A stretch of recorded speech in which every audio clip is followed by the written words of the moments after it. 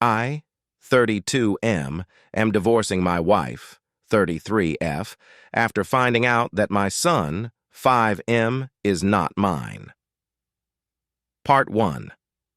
Well, a couple of weeks ago, I found out that my wife cheated on me 6 years ago. The way I found out is that her sister told me after going to visit her to find out how the delivery of her first child was. She confessed to me that 6 years ago, my wife told her that she slept drunk with her best friend. In her words, my wife was very sorry. At the time, she told me I was with my son, and immediately after leaving her house, I went to take a paternity test with him, fearing the worst. A week later, I get the results, and my fears came true. My son is not mine. For some reason, I began to see the boy differently, more as an acquaintance than a son. With proofs in hand, I confronted my wife at night when the child was sleeping. She asked me who told me, and I simply told her that it is none of her business. Although obviously it will not take long to connect the dots that it was her sister.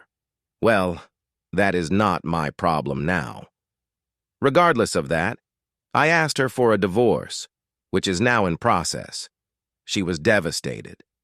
She swore to me more than once that nothing happened with anyone again, that she has been faithful to me in body and soul since then. I held back the urge to insult her to avoid complications during the divorce issue, not believing a word she said, mostly blaming the alcohol instead of taking the blame herself.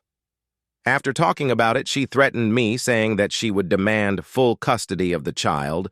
I was so annoyed at that moment that I told her, okay, I don't want anything to do with something that is not mine, that she keep the child, and I'll keep the dogs.